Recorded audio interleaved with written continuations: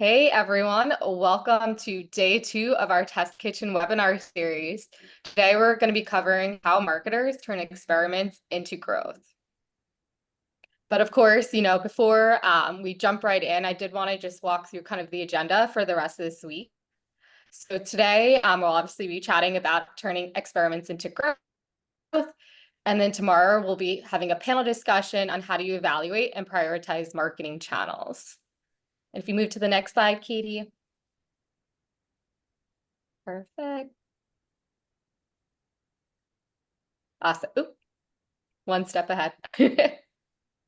Cool. Yep. So this is the week ahead. So like I said, today we'll be discussing proven formats for today's top marketers, followed by tomorrow prioritizing marketing channels for experimentation. So you can use that QR code up on your screen to catch any of the webcasts from previous webinars, and of course, sign up for tomorrow's webinar. Now, I would be remiss without walking through some of the housekeeping slides. So please note all participants except the panelists are muted. However, if you have any questions for Pranav or Katie, feel free to throw them in the chat. And I also love to keep these webinars interactive, not just between us, but also with the attendees or the other attendees. So feel free to throw in and pose additional questions to attendees, as well as throw in any comments or anything else that you think would be relevant.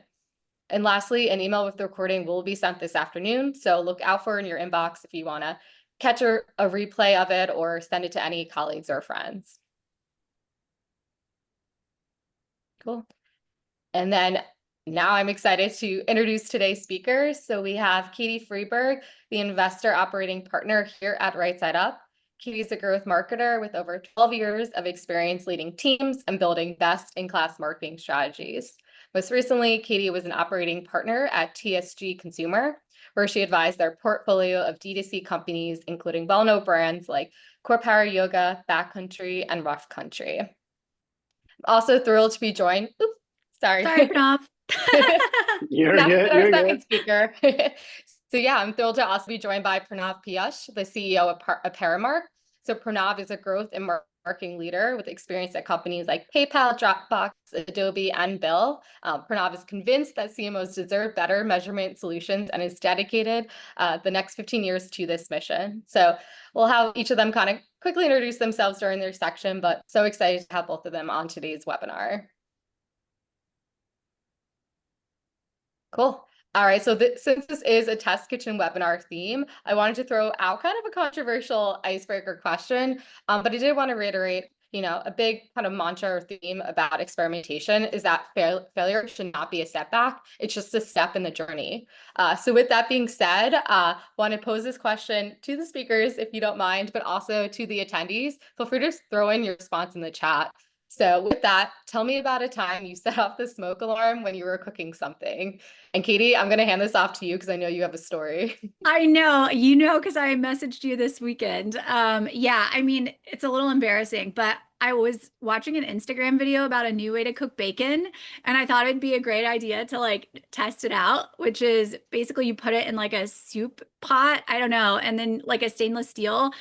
And I don't know if you're supposed to have the lid on or not, but I had the lid on and left it in there a little too long. And then pretty soon the house was very smoky and the smoke alarm was going off. So yeah, like just pay attention to the Instagram videos before you try it yourself, because that's the lesson learned.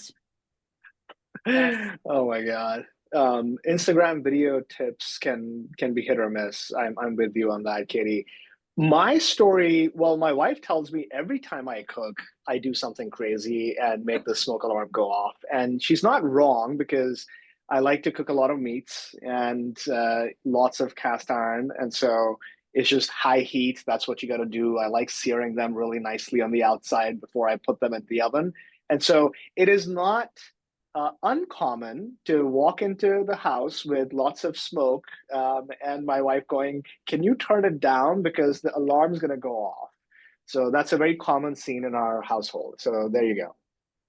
Love it. I love that I'm not the only one, and it sounds like it happens more regularly for you than just Yeah, I actually think that's a great segue into our webinar because yesterday we did a due diligence audit for an investment firm and we were reading out the results to the actual company, and they were like, "Oh, we need to heavy up on our testing budget." And I said, actually you might want to be mindful of that. Like, you don't want to over allocate too many dollars to your test budget because, let's say 8 out of your 10 tests don't work, which is probably pretty common. Like, you don't want to blow up your CAC if that's, super important. Like if you don't have a dedicated R&D budget, for example. So, I think that's a great segue into like problems that we see every single day. So Artfully done, Katie. You somehow managed to connect smoke and fire alarms to experimentation. I love yeah, it. I'm here yeah, for it. It's great. yeah, great. Awesome. All right, moving on, we're going to throw out a quick poll question just to gauge some interest, or not interest, but experience amongst the attendees. So let me launch that real quick. All right, so how many incrementality tests have you run in your career? 0 to 5, 6 to 10, or 11 plus? And we'll give it just a moment for everyone to reply. Oh, I'm so curious about this, and I realize I can't vote on this. This is I this thought is the same thing. unfair. I can't vote. I was going to I say, you would can feel free to bias. answer live. Let us know. I mean, now given this is what we do, it's probably on that higher end. But I remember sort of earlier in my career, when I was doing a bunch of conversion rate optimization type of test. Um, I used to get so giddy every time we had an opportunity to test. So I've done a lot of those type of tests, but incrementality tests, like obviously, in the recent past, lots and lots of them. But look at that. That's a pretty good answer. Yeah, Yeah, yeah. so it looks like 0 to 5, about half, followed by 11 plus, and then only about 18% said 6 to 10. So interesting, but I think it's some bar what we probably assume. Well, and I'll say right now I'm working with two different clients. We've got 5 live across the two. So yeah, companies I'm working with, it's like the number one thing I push them to do. Another great Absolutely. segue into what we're talking about today. Exactly. All right, with that, I'm going to take a step back. I'll be back during the Q&A, but I'll let Katie kind of take it away, talk through our agenda today, and then get started. Enjoy, Yeah. everyone. That sounds great. Thanks, Amanda. So yeah, today it's, pretty straightforward. We're going to go through methodologies and approaches, end-to-end walkthrough, and then QA. There's one area I'm going to tell Pranav that I have some seeded questions for him that I think are going to be really helpful for you guys.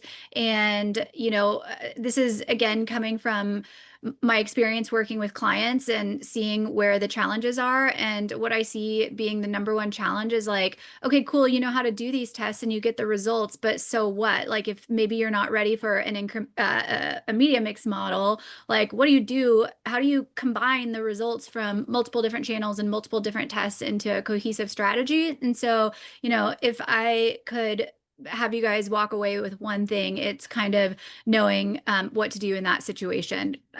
Largely because I think, a lot of the methodologies and the approaches will be pretty familiar. But it's really combining those to do what I call baking a cake. There's multiple ways to bake a cake. So with that, let's jump right in. So for this first slide, what I really want you guys to take away is just that there's a lot of different tests. I mean, actually, the thing that I just said about baking a cake, there's multiple ways to bake a cake, meaning there's multiple ways to get at incrementality testing and to understand what's driving performance. But the most important thing is choosing the right test for the right channel. There's not a one size fits all approach. So for channels like Meta and Instagram, there are actually multiple methodologies that you could do. Some of them are better than others. Some of them give you different types of results depending on what level you want to test at. But the idea is making sure that you're using the right methodology for the right platform.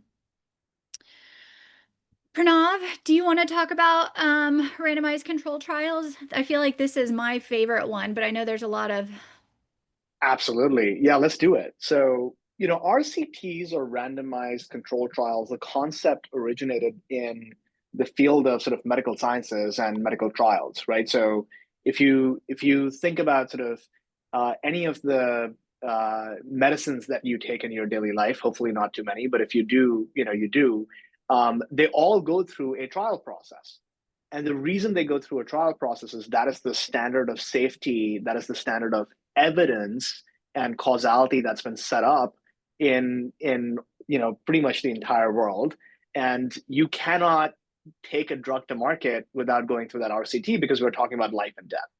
And so that is what we are sort of using in marketing, in A/B testing, in product experimentation.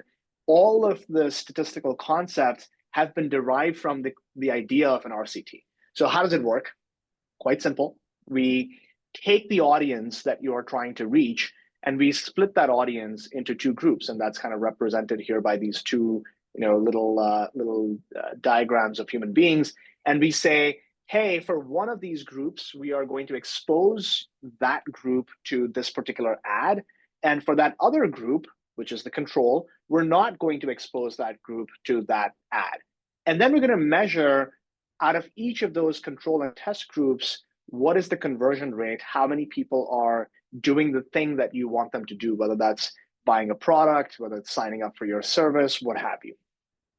The challenge with this RCT concept is that you have to be able to control the splits and to be able to make them randomized and equally sort of split audiences into control and test. And this is where the challenge comes in, which is if you could do this, fantastic. And you can do this for your own surfaces. You can do it for email quite easily, right? So if you're using any type of email program, fairly straightforward. If you're doing SMS or text, fairly straightforward because you control as the marketer, I'm going to take 100% of my list and divide it into control and test. When you are running this on a platform that you don't control, like a Meta or a Google or a TikTok or LinkedIn, you have to rely on how they split their audience into test and control. And that's where things are a little bit more interesting and gnarly. And there's nuances, but if you're working with any major ad platform, you should ask them about their native RCT offering. Usually they call it conversion lift. So we'll talk a little bit more about that as well. That's RCTs, absolutely the gold standard because of the randomization, the true randomization, which makes it easy to compare, control, and test. It makes the analysis a lot more stronger than if you did not have this methodology. Yeah, and I'll add in, so for Meta specifically, we'll talk about some of the other channels like Criteo, which have a flavor of this. We'll talk about that methodology here and what that is here in a few slides. But when you're doing tests on Meta, that's what this is. This is RCT. I will say the pushback I hear a lot, and Pranav, I'm curious if you've heard this as well, is, oh, but like Meta's just grading their own homework. Like we can't trust those results. And what I say back to that is I've seen some results that are really not incremental. So Meta should do a better job of grading their own homework if that's actually true, because I absolutely have seen some results where you're like, we should stop testing or we should stop spending so much on this audience, or, we should stop this altogether. So, if you hear that, like Meta, sure, they are grading their own homework, but this truly is the gold standard of testing. And you can also use other methods to validate what you're seeing with these conversion lift tests as well. And one plug, this is like a really tiny nuance that I don't like about the Meta testing, is we are limited to a 7-day click you're basically limited to a 7-day window for attribution by using the Meta in platform tool. And like, it's fine to get, like, especially if you're trying to understand nuances within a particular audience, or if you're trying to understand like adding add to cart as an upper funnel tactic versus not having it, like it's really good for stuff like that. But if you're trying to understand like what's the incrementality of Meta as a channel, and you're like a mattress company or a company that has a lot longer of a purchase cycle, you definitely want to explore some other tests in addition to those CLS tests just to validate your metrics. And Pranav, I don't know if you want to add anything to that, but I think that's a really important point. No, completely agree with you. And there's one other piece. By the way, I'm on the same page about, not trusting Meta's own sort of CLS results. I think there's FUD around it from a bunch of vendors in the ecosystem. I don't think that you need to worry about that. That team and that infrastructure does a pretty good job. Now, there are some nuances here. And the nuance is that Meta does need to know about your conversions. And using pixel only conversions is not the best in class sort of answer there. So if you're going to do a conversion lift, which is another name for an RCT on Meta or on other platforms, you have to have what is known as a conversion API based integration back into Meta to get the true incremental results. And that becomes the bigger bottleneck, is if you're not feeding the right conversion data back into Metas through the server-side integrations, then you're going to be left with sort of unclear results, even with an RCT. So it's not a methodology's fault. It's all the data piping that you are putting back into Meta. Yep, love that. Love that. Okay. Any questions? I forgot to monitor the chat, but if there's not, we can go on to the next one. Cheryl has a good one here. What test would you recommend for long length conversions?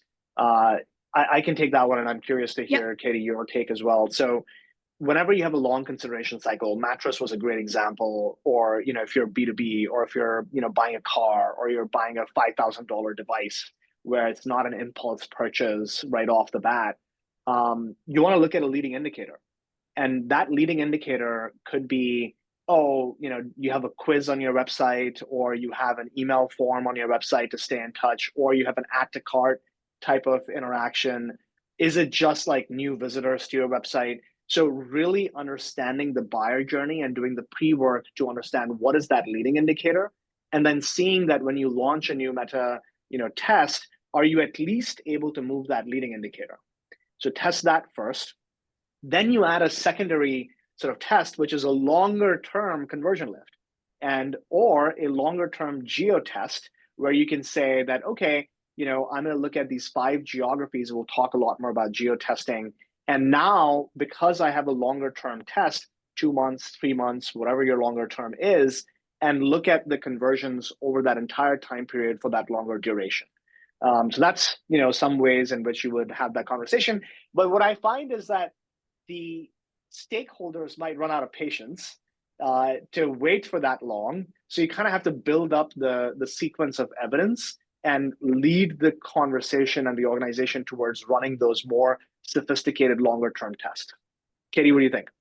Yeah, no, I think that's exactly right. The leading metrics I was thinking about, and actually this it's sort of similar with B2B, and I don't know if you have thoughts on, because I've heard B2B companies don't do a lot of incrementality testing. I don't know, because I'm on the consumer side, but maybe you could speak to that as well. No, it's the same exact thing. Like, we look at, hand raisers or demo bookings or qualified traffic or, inquiries for sales teams. These are all great sort of leading indicators, because if it's a B2B deal and it's going to be a 12-month sales cycle, you're not going to wait 12 months to see the effect on your closed one. You're going to be out of a job at that rate. So you have to have that conversation with the CEO and the CFO that, hey, we don't have 12 months to wait, but here are a set of good leading indicators that will give us that line of sight, and we're going to try and lift those leading indicators in the short term. So that's exactly what we do on the B2B side as well. Love that. That's great. Okay, well, let's keep spinning through, because I think some of these other questions will come up, because we want to keep going through the methodologies. Pranav, I'll let you talk about this one as well, but the only thing I'll say is this is another flavor of RCT. The channel that I see this on most often is programmatic channels. Admittedly, I stole this particular layout from Criteo. So this is Criteo's methodology, but I see other DSPs have this. But Pranav, if you want to give more details on it, that'd be great. Yeah, no, this is great. So the difference is, why do you do PSA ads or ghost ads? So the underlying philosophy is the same, that you're taking your audience and you're splitting it into a control and a test group, or, in this example, group A and group B, or population A, population B. And essentially you're launching, instead of showing the control group no ads, you're showing them a PSA ad. A PSA ad is basically just a public safety announcement type of advertisement. So you're still eating up that exposure, that impression for that audience. And you're saying, you're not looking to drive demand for that particular thing, but you're looking at sort of an apples to apples sort of execution of the ad itself. So you have your brand's ads in the test, you have a PSA ad in the control.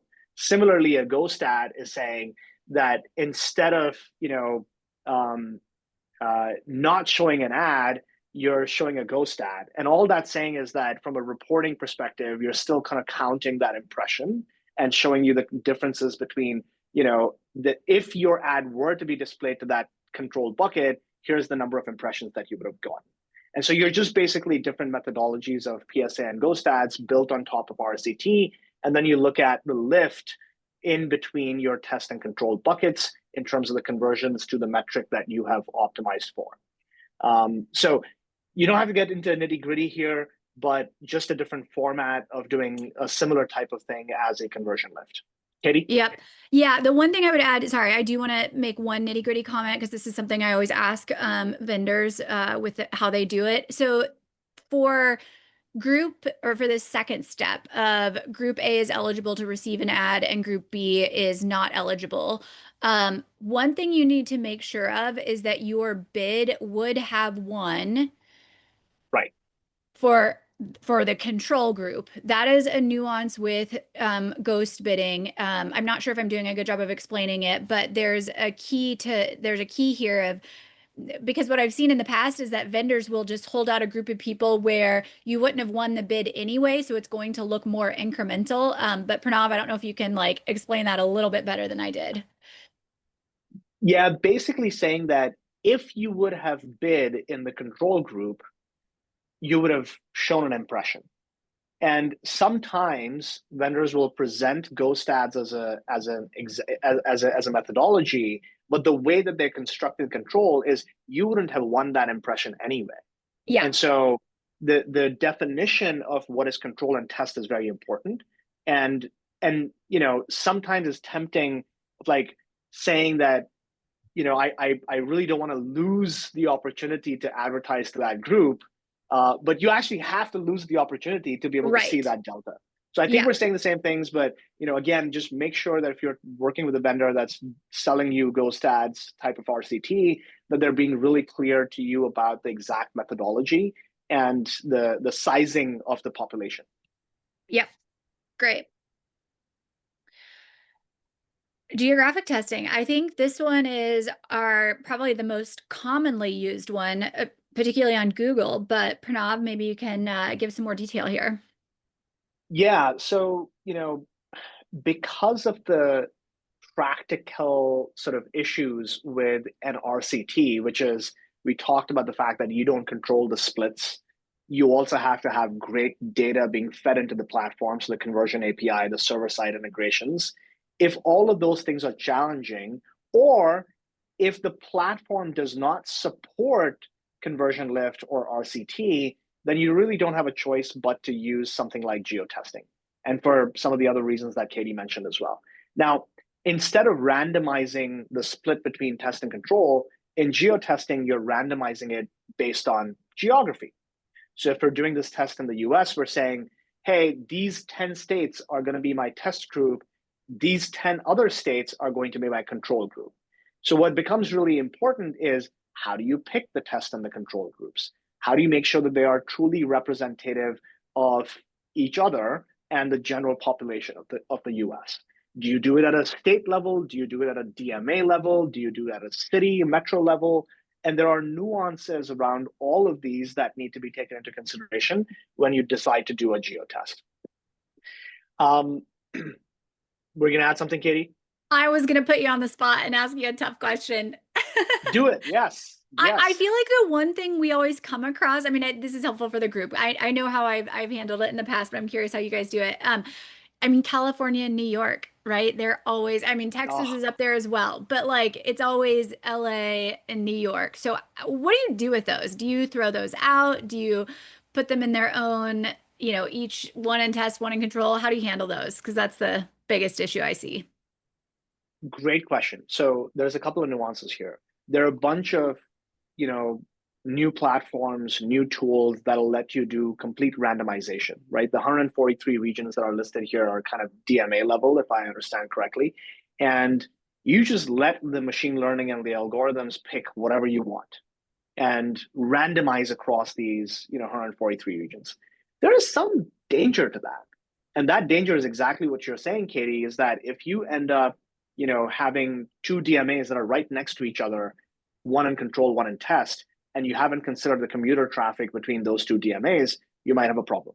Or if both New York and SF and LA somehow just out of randomization end up in the same test bucket, the same control bucket, Yep. is that a problem? So you don't want to Yeah. lean too much on automation, and you actually want to have a human judgment layer on top of that.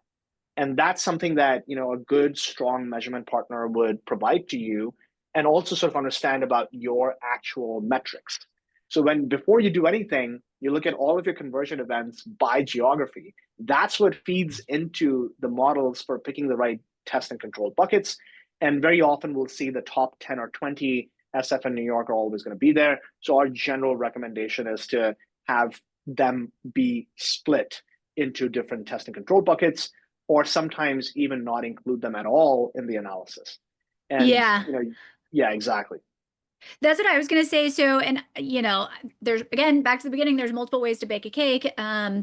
What I have seen, especially at some of the more advanced companies that, or, whether it's in-house or with a vendor, oftentimes your data science team can build a k-means clustering model. And the way to think about this is, imagine you have a group of kindergartners and you need to split them up into groups based on how well they can read. How do you know how many groups to split them into and who goes in which group? That's what a k-means clustering model does for you. And so typically it's not, you basically have these clusters of geos, let's call it. Typically, you're not going to have two as what's going to fit the model. You're probably going to have at least three, maybe four or five. And what you'll see is that top cluster will have your New York, San Francisco, LA, and you probably actually, or what I've done in the past is you actually just don't use those as your test or your control. You just, have that as, you probably pick that second k-means clustering group that has, maybe some of your mid-tier geos, where you see much more similar performance or data between those geos, which I feel like I'm getting a little bit ahead of myself because this is kind of going into the next slide, so maybe I'll just flip over there.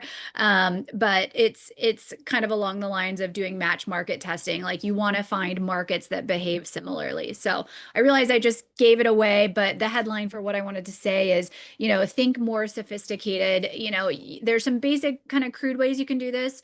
I personally would leave out those top geos like SF, LA, and New York. But if you have to use them, like Pranav said, like, use that human element to say, like, does this make sense? Yes or no? I think it's a great, and we can talk about match market testing. This is another type of geo testing. And I had a recent example, Katie. We're working with a company that had already pre-selected the markets that they want to do this out-of-home campaign in when they started working with us. And so we really didn't have a choice to give them oh, hey, here's how you can, right? Because they want to have a big splash in New York and whatever. But we were able to convince them that, okay, that's fine, but then definitely don't do it in SF, because SF is your number 2 market. And Right. you want to have some comparison, and we can do some synthetic control using SF to understand what would have happened in New York if you did not have that out of home. So, synthetic control is a fantastic methodology for giving you a little bit more flexibility around it. And then, if you have plenty of, volume and traffic, doing sister markets makes a ton of sense, right? And the reason I say that you have enough volume and traffic is, if your volume and your traffic is like fairly low and there's only 5 cities or metro areas that you have enough significance to be able to run testing in, then trying to do a match market test is going to be very, very hard, because you don't have that many cities to compare one against the other. So match market works really well when you have high volume national type of brands. That's at least my opinion, but Katie, I'm curious to hear your take on that. Well, I was actually going to ask you the question, what do you recommend for brands because I see that a lot. You have your top 3 geos, and even if you do it at the state level, it's the same thing. It's Texas, California, and New York, and the rest are kind of onesie twosies. So what do you recommend to brands in that situation? Yeah, great question. So we take a synthetic control methodology, which is essentially saying, even if the model spits out that, hey, these are the 3 states or 5 states or 7 states or these 7 DMAs that are going to be a good cluster of states to run this campaign in, we predict the counterfactual using all the other states. And what that means is we use the remaining 43 states to define what would happen in those 7 states if there was no treatment, if there was no marketing campaign. So that's called a synthetic control. So you're predicting the test state's behavior based on non-test state's behavior. And then when you launch it, you look at, are you able to go above the prediction? Because obviously, if you're deploying additional media dollars, you should be beating the control, and then you look at the delta. So that gives you a little bit more flexibility of how you do that counterfactual. How do you find those, test states, and you can potentially do more number of tests as a result of that. You still have to have a control that you're using to predict what's going to happen in those tests. And I know I went a little too technical here, so I hope I didn't lose the audience. Yeah, no, I think that was great. And I would add to that, well, when I asked you the question, what I had in mind too is a couple of things. Like, one, pick more markets, depending on what you're testing, it's hard. It depends on your test budget too, right? Like, you're like, oh, I have $10,000 for the whole month. Okay, well, that's not going to go very far if you're picking 20 markets. So either, figure out how to get more budget, or, be more thoughtful with your markets. But the other thing, I think, Pranav, what you're talking about is sort of along these lines. You could also do a spend up test, right? We talk about holding out a lot, but what if you pick 3 markets and you pick the 3 sister markets and you just double the spend in those 3 test markets? Like, that's another way to get read when you don't have a lot of data at the market level, and you also might have limited testing budget as well. So I don't know if you have any thoughts on that either. 100%. We have another customer right now that's doing basically a 3-cell test. So there's a control, there's a cell 1, there's a cell 2. In cell 1, we're increasing the spend by about 50%. In cell 2, we're increasing the spend by about 100%. So we're actually trying to map out, hey, and this is a channel that is doing well generally. So we're trying to figure out how aggressive can we be at the 50% incremental spend or 100% incremental spend, and see the effect of that on conversions. So there's all types of things that you can test. So yeah, I get excited whenever we're talking to marketers about this type of stuff.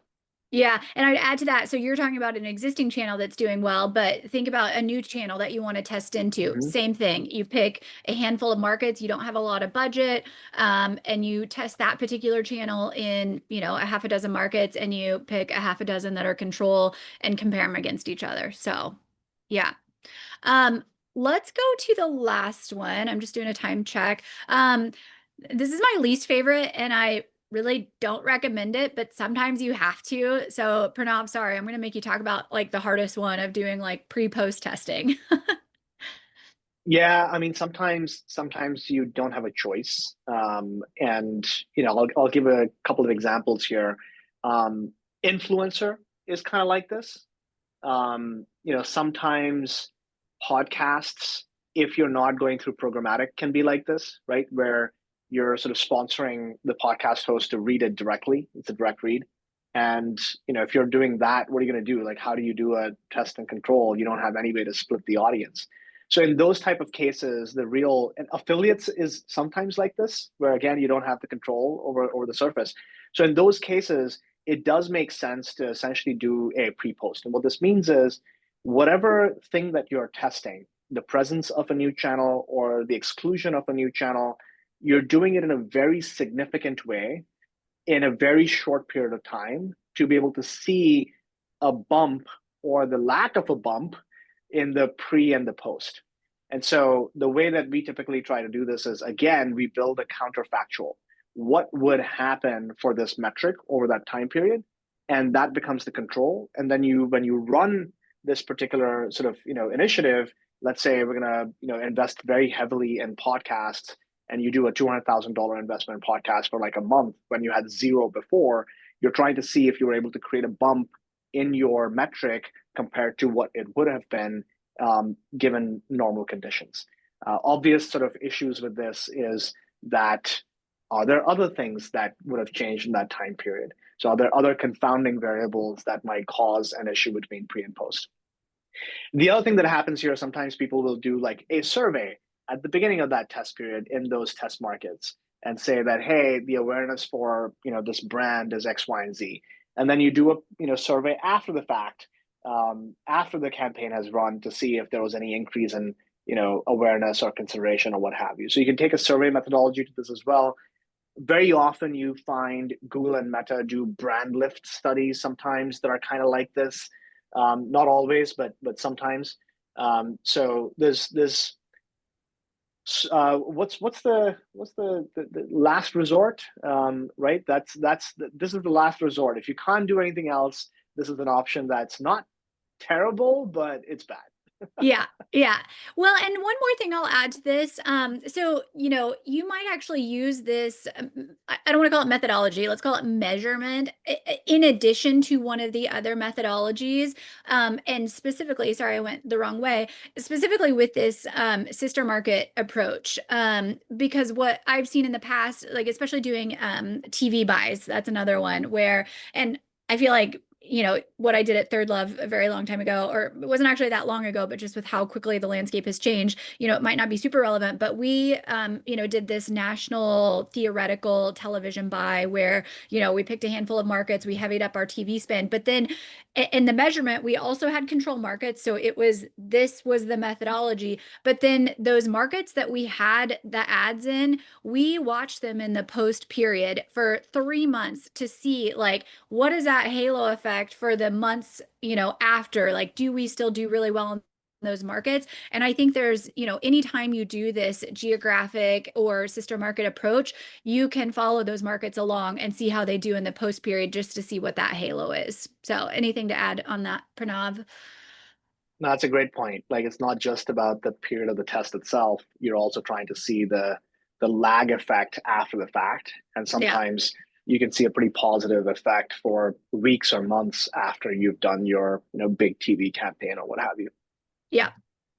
Okay, I'm going to move us a little more quickly so that we can get to the next half. But I think, the headline here is for this particular slide is just think about all of the things that you can test, because it's not just channel testing. There's audience testing, there's email engaged versus unengaged. Pranav and I, before you guys joined, I was venting a little bit about there's, if you're running ads on Meta, they have this incremental conversion column, and you can now optimize towards incremental conversions. So we are testing the incrementality of optimizing towards the incremental conversion column, which, early signs are showing it's actually got a higher incremental CPA than optimizing towards a standard conversion, but the test is not stat sig. So, more to come. I'm going to leave you all on a cliffhanger, but you can do incrementality testing on new tactics or new, functionality within platforms. So don't limit yourself to thinking you can just, or you only can, test the incrementality of a channel. It's all of these different ways that, you could cut an audience or a tactic. Yeah, I'll pause there. Pranav, anything to add? No, that was great. No notes. Cool. And we kind of went through this, this is like rounding out this section, make sure you pick the right methodology for the right channel. There's multiple ways to bake a cake. So just be mindful of that. So Pranav, I'm going to turn it over to you fully, and you can tell me when you want me to switch slides. Fantastic. Thank you. I appreciate it. Okay, so we're going to take a real, well, maybe a hypothetical example. It's not a real example, but it's inspired from lots of real sort of customer conversations that both Katie and I have probably had over the last several years. So let's take this one. This is a commerce brand. So, they sell across multiple sales channels, D2C, Amazon, retail. There's a reason I put this scenario in place. They have a sophisticated mix, right? They've got Meta, they've got Google, YouTube, email, CTV, podcasts, and they have some pretty steep growth goals. They're trying to grow sales, but it's no longer growth at all costs. They have very clear guardrails on ROAS from their finance team. And they don't have MMM or testing. They've done things very efficiently through click-based attribution. They've got a Heidi How, right, which is the how did you hear about us type of survey on the sign up. And I'm thinking about a specific brand I talked about 2 or 3 months ago that was exactly in this sort of phase of growth. And what was fascinating to them is they've been able to grow to $100 million, $200 million just off of the backs of that click-based attribution and how did you hear about us type of mechanism of measurement, which is very impressive. It is not easy to do. But they recognized that their brand awareness in the mass market was almost zero. And what I mean by that is they're not growing at the rate that they should be growing, given how much bottoms up adoption that they've got. So here's an example, right, of a brand.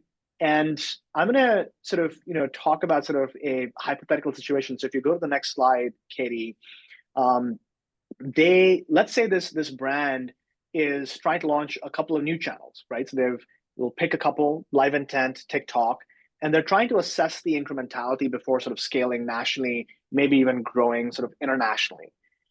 Step number one is identifying and very clearly articulating your hypothesis. And I can tell you 9 out of 10 teams fail on this first step. We'll just say, let's test it. And well, what is a test? If you don't have a hypothesis, you don't have a test. And so step number one for all of you, if you're ever thinking about doing incrementality tests, is get really, really precise on what the hypothesis is. So in this example, right, we're talking about Live Intent and TikTok. These are new channels. We're not trying to get 3x or 4x ROAS. We're just saying 1x ROAS. Let's just break even on that first order. And we want to do at least $1,000 a day of whatever budget it is. And we want to measure this across D2C and Amazon. We know we're not going to be able to get enough on retail because our retail volumes are massive. And to be able to run a test for retail, we would have to spend a lot of money. But we're going to measure this for D2C and Amazon at 1x ROAS with a $1,000 a day budget. Now, some of this might have to be driven by your data science team or your measurement vendor to say exactly what those numbers need to be, but have a clear starting point for that hypothesis. The second thing that I see a lot of teams miss out on, and Katie, I'm curious to hear your take here on this, is what are you going to do at the end of this test? If you're successful or you're unsuccessful. Yeah, go ahead, Katie. I know you want to add something there. I'm burning to just like chime in here. Yeah, so I actually do think you're right. People forget to make their hypothesis, but I think they also don't know what to do afterwards. And this is back to the beginning. If there's one thing the audience can take away today, it's like, what do you do with the results of your test? But I do think that brands don't know how to take success and scale it. And the one plug that I will put here is that one thing the audience needs to be mindful of is that incrementality is dependent also on the level you're spending. So this is a great example. 1K a day is probably small. If you 2x it, you probably have the same incrementality. But if you 100x it, over a period of 2 months or something, your incrementality is going to be different. And so you need to think about that when you go from your hypothesis to your next action. And I even had a client say to me yesterday, so does that mean we're just always incrementality testing every time? And I was like, yes, that's actually what it means. It's like we iterate based on the results. So anyway, I don't want to take away your no, that's example great. That's here, great. but yes, this is a huge miss. I feel like a lot of companies just have a hard time figuring out.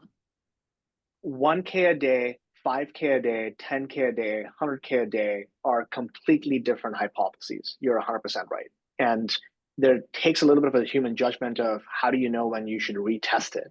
Yeah. And it really is, you understanding your business better than anybody else and saying, hey, I think 1 to 10 is a big leap. We can't just rely on the 1K assumption and the incrementality from there and assume that the same thing is going to apply at 10K. It probably won't. And you'll see it in your P&L, right? You'll see that, okay, now you're spending 10K, but your conversion growth isn't nearly as much as what you would have expected. So be very clear about the hypothesis, be very clear about the next action. And very often the next action isn't, stop doing it if it's not incremental. It's like, ask the question of why weren't you able to figure out incrementality, and then go back to that root cause analysis. Was it the creative? Was it the targeting? Was it, something else? Was it just the offer and the product, what have you? I also find that if you write out your next action before you launch the test and you socialize that with everybody else on your team, you have a much higher chance of having the right conversation. You're preempting what could happen at the end instead of saying it didn't work or it worked. Like, no. What is the actual lesson here that we can take away? Pranav, before we move to the next slide, I want to ask what I hope some people in the audience are thinking, because if I was new to this, I'd be asking the same thing. How do you decide how much budget to spend? And I hope we're not getting too far off here, but the reason I think this is important is, to your example, like if you're at a company that's spending 100K a day, like 1K a day is noise. Like that is a drop in the bucket. And so, Yeah, how do yeah, you yeah. Let's get decide? into it. Yeah. Let's go to the next slide because I talk about exactly that, which is Oh, I what set you is, up. perfect. That was great. So if you're designing this test, well, the first thing is there's a bunch of considerations that you have to think about, right? So um, the because and I did some research before this presentation, live intent allows you to do an in-platform test. Yep. And so It's state great. level only, FYI. Okay, got it, got it. So Yeah. there's some amount of, holdout or in-platform testing that you can set up. And if it was a true RCT, I would say you can run both of these at the same time, because one is being randomized 50-50 through Live Intent's platform. And the, TikTok, we're doing it through a geo test because we haven't set up CAPI or what have you, right? So you get the benefit of running them at the same time. If both of them allow, an RCT, a conversion lift, then even better, you run both of them at the same time. You get the benefit of randomization across both. Now, the factors that go into designing a test are three things. One is your actual conversion trend by geography. So you look at if for this particular example, we're talking about sales, right? So how much sales are you getting by, California, Texas, New York, Washington, what have you? So that's an input, and the trend line and the variance is an input into the models. The second is your target ROAS, right? So you're basically saying, what is the target ROAS that I'm aiming for? Is it 1x, 2x, 3x? Because that will determine the budget. And then you have the minimum lift. And what I mean by this is, if you're only aiming for a 1% lift or a 2% lift, your natural variance in your data might be within the range of noise or error. So you have to have at least a certain amount of lift to cover that variance. And so typically we recommend aiming for a 5%, 10% lift within those particular geographies. So the combination of all three of these, which is your sales trend by geography, your target ROAS, your 5% or 10%, like how aggressive of a lift are you going for, determines your budget. And typically that's going to be, within that, let's take California as an example. Let's just say that for TikTok, we're only going to do this in California. And you get 100 conversions in a given month. I'm just like super simplifying this, right? 100 conversions in California is your baseline. You're trying to aim for a 10% lift. So you're trying to create an additional 10, conversions. Your, cost of a conversion that's acceptable to you is $100. So now you're multiplying 10 by 100 to get 1,000, and you have to have at least $1,000 of investment to see a 1x ROAS in California over that time period. So that's basically the math that your measurement vendor or your data science team or you have to do to figure out exactly how much budget it is. It's all dependent on your own data set. And it's not sort of, some cookie cutter exercise. You have to kind of look at the data, look at the geographies, look at the ROAS lift and your cost of incremental conversion. So hopefully that answers your question, Katie, but tell me if you have more you want to dig into. Yeah. So, I mean, I think the devil's always in the details. And so this is really helpful. I know we've got a lot more slides to go through, but I will just like plug one more question for you that I think the audience should be thinking about when designing the test. If you're starting a channel from scratch, does it make sense to get learnings, within the channel? Or like, should you start an incrementality test from when you're starting a channel from scratch, if that makes sense? I get this question a lot. Oh, this is a tough one. I think it depends on the following. How confident are you with the research that you've done on that channel? And what I mean by this is, if you have actually done audience research, competitive research, you've got a bunch of qualitative data about that particular channel, about the type of creative, about the hooks, about sort of, you've got targeting. an actual, the audience targeting. You've got a media buyer who understands that channel inside out, right? All of those things, if you have a pretty good handle on it, then I think you are in a pretty safe position that you can actually launch an incrementality test right off the bat. The downside of this is if you're still figuring it out and this is just a feeler of a campaign, and you're going to throw some money at it, you're going to see what happens, and then you're going to iterate from it, and then at some point you'll do an incrementality test, that's also fine. So just go in with that expectation. My personal example, we started advertising Paramart 3 weeks ago. We're going all in on LinkedIn. We're not doing it as an incrementality test. We have a target account list. We'll take that. We're going to run a bunch of stuff. We're going to see what resonates and what gets engagement. And after we reach a certain amount of scale, that's when we're going to run an incrementality test. So it's a little bit of a judgment call. I don't think there's a one right answer. And noticing the time, this is going by faster than we thought. I actually think we should flip to 2 more slides forward because I want to show a couple of examples here. So go to the next one as well, Katie. All right. I want to just show visuals of the exact same thing that we were talking about right now. The chart on the left, I literally hand drew these a couple of days ago. And I said, what does a good result look like? A good result is when you're able to see a very clear lift. And that's that hard line over that dotted line of the control. And I'll give you an example of where you might have had a wasted test. Not in a bad way, like no test is a complete waste, but there are 2 reasons why this first example could have happened where the test and control lines are like just crisscrossing each other and there's no real sort of lift there. One is there is no lift, and that's okay. We learned something. There is no lift, but that's we either didn't spend enough or our creative wasn't good or something didn't happen where we were not able to generate lift. There is a counter example. It's also possible that you just didn't invest enough or you didn't give it enough time. And so that's also another reason why you could have a no lift answer. So that's a common example. If you did not set up your hypothesis correctly, if you didn't do your math correctly on how much budget to invest, the 2 are indistinguishable. So that's an important point that I want to leave you with. And then the last piece, this is my favorite example. You'll always hear from executives, hey, we launched this test 2 weeks ago. Is it done yet? Like, can we look at the results? And what I'm showing you here is if you look at the result of that midpoint mark, there's lift. And you wait for another 2 weeks, there's no lift. So what's going on, right? It's you are not understanding the natural variance in your data and calling the test too quickly. So don't be in a rush to look at results. 2 weeks, in my opinion, is too short for any type of big media campaign. You want to wait for at least 4 weeks, and then you want to look at 2 weeks even after that for the lag effect, the halo effect that can often happen, especially if you're working on upper funnel channels. So I'm going to pause here because otherwise we're going to totally run out of time. See if there's people who have questions, reactions to any of this. And Katie, obviously, if you have anything you want to add, we should talk about that as well. I mean, I was just going to say I'm the neurotic person that literally checks test results every day.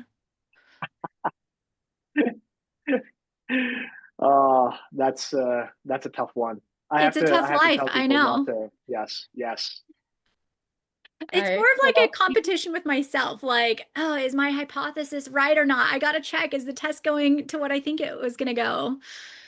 Just be warned that you got to give it time. You got to give know. the cake time to bake, right? Yes. Yes. Man, that was like the perfect analogy for this series. But seriously, guys, if you know me, I say that saying all the time, mostly because I don't like the cat one. And I'm not going to say it because I don't like it. All right. So I know we have about 5 minutes left. So I do want to be cautious of time, but I'll also give all the people on this call time to ask any questions. So if you have anything for Pranav or Katie, feel free to throw it in the chat. But before, as we're kind of culminating those questions, any final thoughts from either of you guys before we move on to Q&A?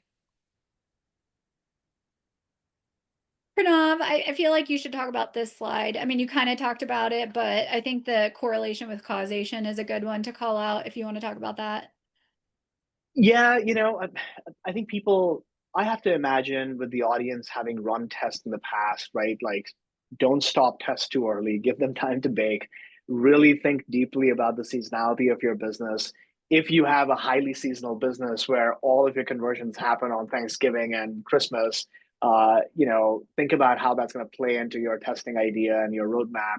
And correlation with causation, I actually think about testing as the antidote to that, right? Which is, if you're doing testing, you're definitely not falling for the trap of just looking at correlation, which is very possible with, both MTA and MMM. And, it's very easy also to cherry pick the results. You look at 5 different metrics in a test result and you go, oh, look, that metric moved. So there's signs of positivity, but like not looking at the 4 others that did not move, and what does that mean for your media, right? So very relevant. We have these conversations all the time. But let's look at Q&A. I see one pop up. Yeah, looks like Max asked, what are some strategies to determine the proper budget for a campaign? Is there a way to test budget as well? Oh, that's a good one. So my general sort of, benchmark is you ought to save at least 10% of your annual budget for testing purposes. That's what I tell customers when they ask us a question. It's a very, finger in the air type of sort of assessment, just having seen, other brands. But, start with 10%. And then specifically your question of like, what is the right level of budget? It depends on what you're spending right now.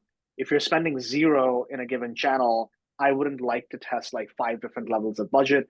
I would pick the first, key milestone number, whether that's $1,000, whether that's $10,000, whatever that might be, depending on your overall media mix. And that's where the complicated math comes in. So hard to answer that in a quick 30-second quip.